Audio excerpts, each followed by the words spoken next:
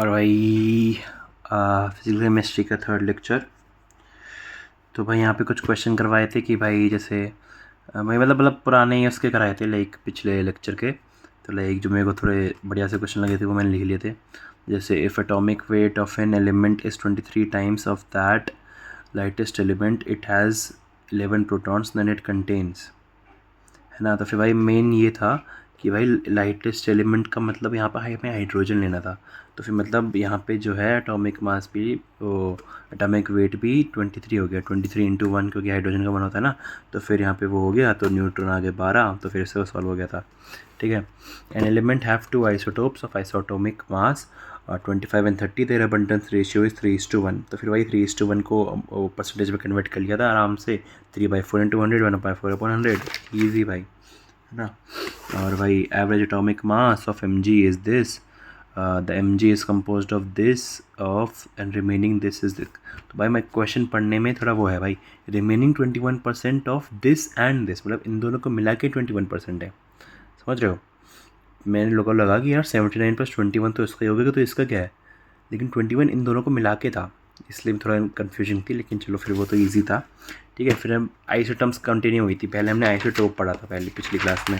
Isotope जो था कि जो सेम एटॉमिक नंबर है बट डिफरेंट मास नंबर है ना। Same number of protons, same atomic number मतलब सेम नंबर ऑफ प्रोटॉन्स हो गया, है ना।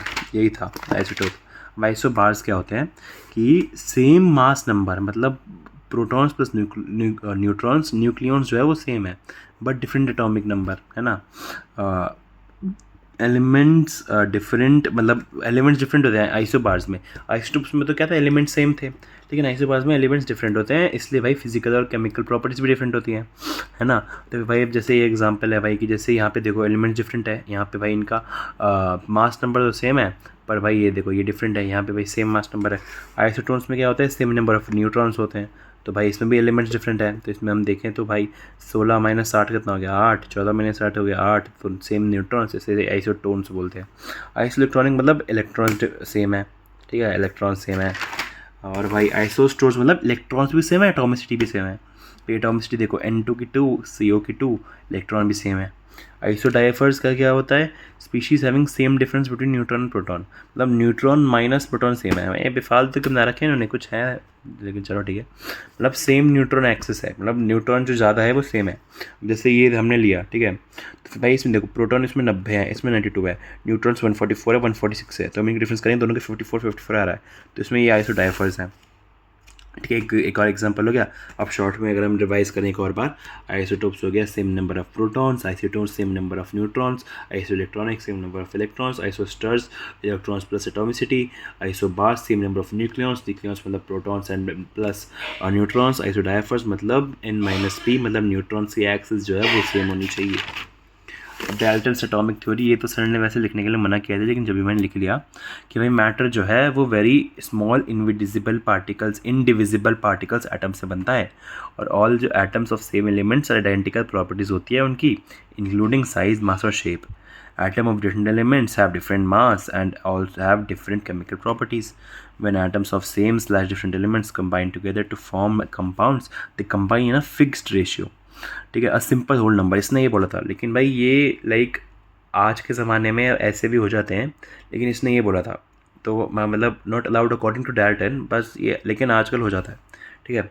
एटम्स ऑफ टू एलिमेंट्स में combine in different ratios and form more than one compound, कि मतलब भाई जैसे ये दो एलिमेंट है तो फिर भाई ये ऐसे भी हो सकता है, ऐसे भी हो सकता है, मतलब रेशियो यहाँ पे 2:1 है, यहाँ पे 2:2 है ना।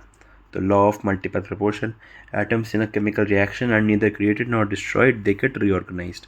ठीक है, मतलब ये तो हमें पता ही है भाई, law of conversation of mass.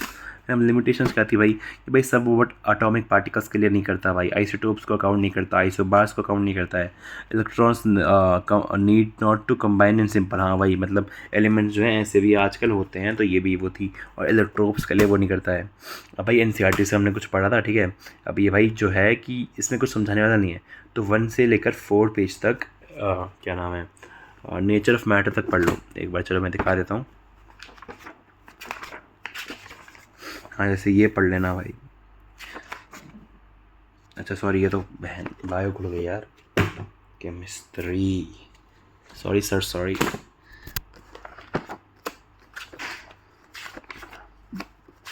हाँ तो भाई जैसे ये सब पढ़ा था भाई कि डेवलपमेंट ऑफ केमिस्ट्री, भाई लोगों को पहले फिलोसोफर स्टोन पारस वारस से भाई थोड़ा जिज्ञासा हुई थी, पहले केमिस्ट्री को एल्केमी इलेक्ट्रो केमिस्ट्री बोलते थे, है ना। और ये सब भाई मतलब बहुत कुछ पढ़ा था, ठीक है।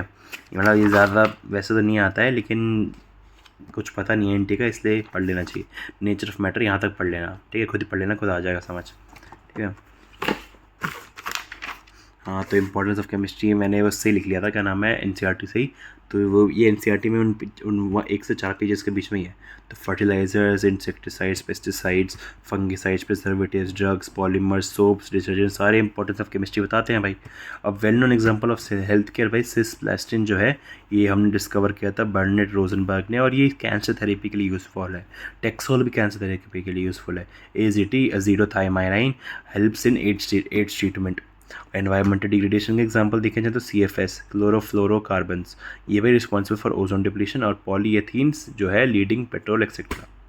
ठीक है भाई, आज का लेक्चर इतना ही है भाई। वो ज़्यादातर भाई मेन हमारी रीडिंग हुई थी NCERT की, इसलिए इतना छोटा सा लेक्चर था। आप भी रीड कर लेना, इसमें ज़्यादा कुछ है नहीं समझाने वाला, बस रीड कर लेना खुद ही। Bye bye.